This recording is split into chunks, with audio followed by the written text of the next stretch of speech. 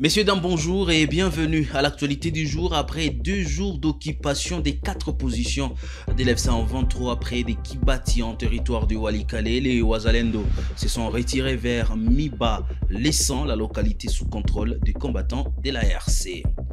Les terroristes de l'ADF ont attaqué le village de Mukondo Katanga en territoire de Lubero la nuit du 12 octobre 2025, faisant 16 morts. Bonjour et surtout bienvenue après la virgule, les détails de l'actualité du jour.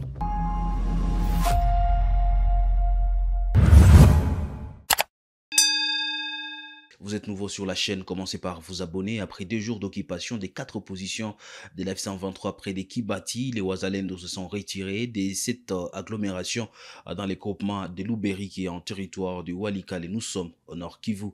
Selon des sources de la société civile, la raison de ces retraits n'est pas encore connue. Les Wazalendo se sont dirigés vers Miba, un peu plus loin dans l'ouest des Kibati. Le village de Kibati est resté sous contrôle des rebelles de l'F-123 depuis avril dernier. Donc kuko kimya kwanza jana na leo. Normalement wazalendo wako pale ni M23 ndio uko pale. Huyo autour de Kibati na milima ndio walikuwa haiko sawa ishatoka je pense. Ndio watu wako wanapita sans problème, hakuna difficulté. Watu wako wanaenda mungazi wanarudia tena ngambo ya yulu, hakuna shida. Des affrontements armés ont éclaté tôt le matin du lundi 13 octobre 2025 dans plusieurs villages du groupement de Bukombo. Nous sommes en territoire de Rutshuru opposant les résistants Wazalendo du mouvement CMC-FDP aux combattants de l'FC 123. La situation n'est pas bonne ici chez nous. Vers Machiga, vers Machango, du côté des Rushi et Kinyamugezi, c'est-à-dire dans ces entités, la situation n'est pas bonne. Les opérations ont été lancées. À Lubero, les terroristes des forces démocratiques et alliés ADF MTM ISCAP ont lancé une nouvelle attaque sanglante la nuit du dimanche 12 octobre 2025 au village Mukondo Katanga dans la chefferie des Baswara. Cette attaque a fait au moins 15 morts, 20 boutiques et des maisons d'habitation incendiées et plusieurs personnes sont disparues. Vianney Kitswamba, président du comité local de protection, explique les faits.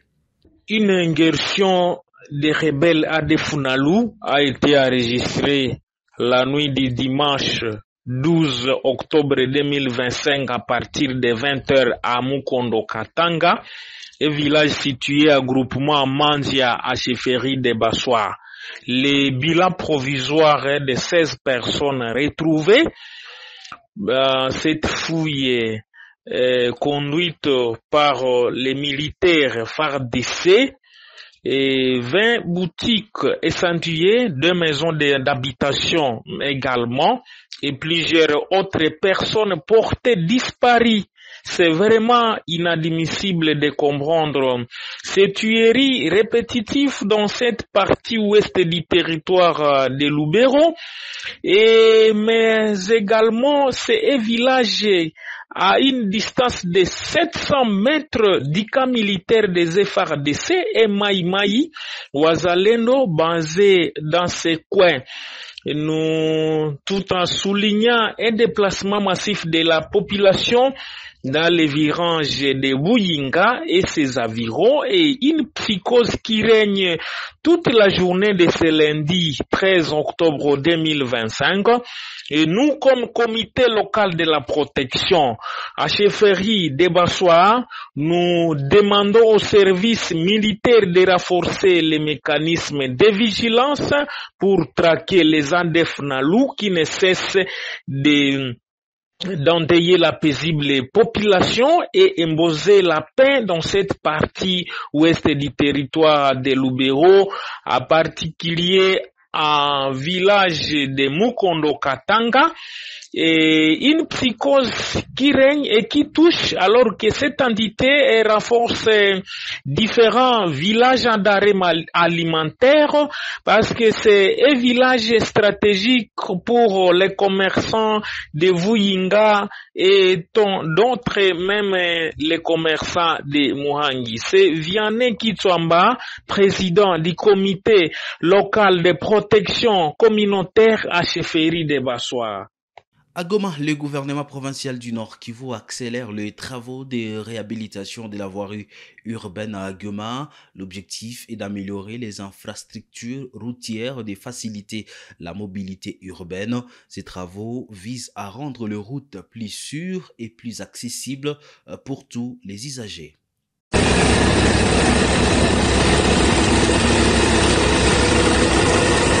Lancement de la réhabilitation de la voirie urbaine de Goma. Les travaux sont financés par le fonds propre du gouvernement provincial du Nord Kivu sous l'Alliance au fleuve Congo M23 et sont exécutés par l'entreprise DISBSARL qui a remporté le marché. Au niveau du cercle sportif de Goma, les travaux ont déjà bien démarré avec l'utilisation du goudron pour redorer l'image de cette ville touristique. C'est l'ingénieur Essiel Kanyamwanda, coordonnateur provincial chargé des infrastructures, qui supervise ces travaux. Sur place, Joël Boissesema nous explique. Hivi tunafanya kazi ya kufunika mashimo zote zilizo kwa barabara mjini ya Goma. Na ndio maana tunaona tumeanzia hapa Europe General ama ku cercle sportif. Na tunawanaita bouchage de nid de poule. Donc ni réparation tunafanya ku chaussée moderne moderniser ville ya Goma. Presque ville ya Goma tutaizunguka tukifanya réparation ama bouchage de nid de poule. Na ukiona manine poule za mingi za Goma ziko juu na assainissement kuna mise en œuvre ya asphalt. Ndio maana tulikata kwa tulidekape tunashela ile ya kukufa tunachia pembeni tukakuya tukafanya stabilisation tukatia couche de base tunapesi kama couche de fondation couche de base kama ziko bien kama couche de base ama couche de fondation ziko zuri tuna réparer kidogo tunafanya imprégnation mais tuliputanisha mkae tutanisha couche de fondation iko bien couche de base iko moyennement touché tukadekape na vile tukaoleta tena couche de base tukastabiliser na après pale tukaimprégner. Ndio maana tena unaona sasa tunaweka asphalt couche de roulement ya combien ya 5 au minimum 5 cm. Je crois tukimaliza hiyo kazi tutakuwa tumeresoudre problème ya mavoirie urbaine. Barabara Goma zote ziko na shida assainissement. Na ingine kuma parties zenyewe zilikuwa na problème ziko juu na mise en œuvre. Soit compactage haikuwa hata bien soit couche de roulement. La société civile Forces Vives du territoire de Mwenga, nous sommes au site qui vous dénonce la fermeture du passage sur la route nationale numéro 2 à Boahungu par la F123. Ces décisions prises le 8 octobre 2025 causent des graves difficultés socio-économiques pour la population qui dépend du Bukavu pour ses approvisionnements en biens essentiels. La société civile dénonce la hausse de prix, le manque de produits alimentaires et pharmaceutiques ainsi que les perturbations de communication mettant en danger la vie des civils innocents. Le bureau de coordination territoriale de la société civile Forces Vives, Mwenga, alerte et condamne fermement la décision de la fermeture de passage Bukavu-Mwenga sur la route nationale numéro 2 à Boahungu par l'AFC M23 depuis le mercredi 8 octobre 2025. Cette décision illégale de l'AFC M23 perturbe l'ordre social et économique des deux côtés, ni à Bukavu ou ici en territoire de Mwenga. C'est pourquoi nous exigeons à l'AFC M23 d'ouvrir le passage pour replacer les civils innocents dans leurs droits fondamentaux à la vie, à la circulation et à la santé. Cette décision viole les textes légaux nationaux et internationaux. Infliger la misère et la souffrance aux civils innocents, c'est les pousser à la révolution et la résistance. Nous demandons aux parties prenantes par la guerre de protéger les civils et leurs biens et de garantir libre circulation au respect de la loi. Le Conseil provincial de la jeunesse en Ituri dénonce la liaison entre les contestations contre l'état des sièges et la rébellion de la CRP. Deogracias Bugambuzi, président du Conseil, affirme que stigmatiser les voix dissidentes constitue une violation pour la paix. Rachidi Koudra, depuis Bounia, nous fait les points.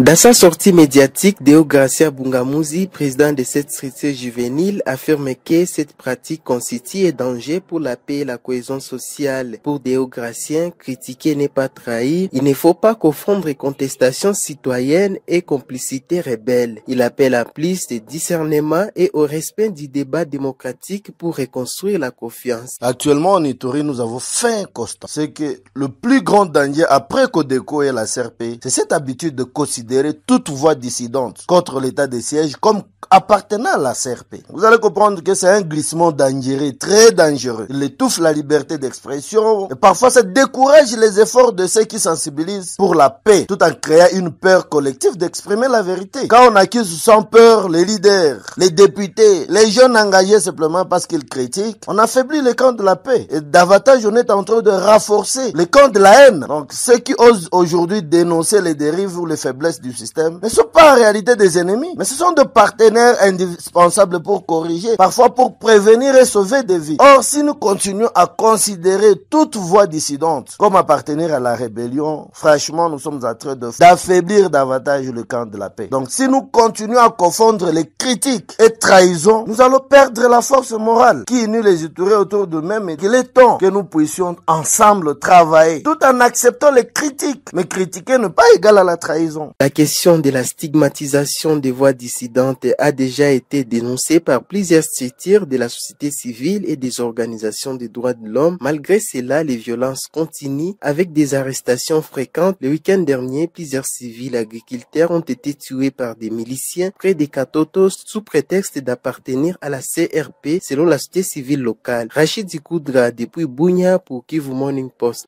Le président intérimaire de l'Assemblée nationale a rencontré Martin Yungo, secrétaire général de l'Union interparlementaire lors de la 151e Assemblée de l'UEP à Genève. Ils ont discuté du soutien de l'Union interparlementaire pour résoudre la crise sécuritaire et humanitaire en RDC. Résumé, donc c'est une visite de solidarité et d'amitié. Ça fait longtemps que je n'étais plus revenu ici en RDC, donc ça m'a fait plaisir de retrouver, je dirais, ma terre natale. Et monsieur le président de l'Assemblée nationale m'a fait l'amitié de m'accorder cette audience, au cours de laquelle nous avons passé en revue, disons, les relations entre l'Union interparlementaire et la RDC, qui est un membre de longue date de notre institution. Et nous avons constaté que la RDC comptait parmi les délégations les plus actives au sein de l'institution. Et il me semble, Monsieur le Président, que nous étions d'accord pour renforcer notre collaboration dans plusieurs domaines, dans la mesure où la RDC doit toujours être au diapason de la coopération internationale. Nous avons évoqué, et vous me permettrez de ne pas tout révéler ici, parce qu'il n'y aura plus de secrets. Non, nous avons évoqué des domaines où nous pouvons renforcer cette collaboration. Et donc, en tant que secrétaire général, je vais repartir de la RDC convaincu de l'engagement de la RDC au niveau des plus hautes autorités parlementaires, cet engagement à poursuivre des relations étroites et fructueuses avec l'Union interparlementaire. Oui, c'est une visite que nous avons attendue ici depuis très longtemps parce que nous avons, nous ici à Kinshasa et au Congo, exprimé le besoin d'avoir ce lien très étroit avec l'Union interparlementaire qui est notre instance mondiale. En fait, c'est les Nations Unies des parlements, d'avoir cette rencontre, ce contact pour notamment nous entretenir sur des questions de nos relations bilatérales, les relations entre la RDC et l'Union interparlementaire.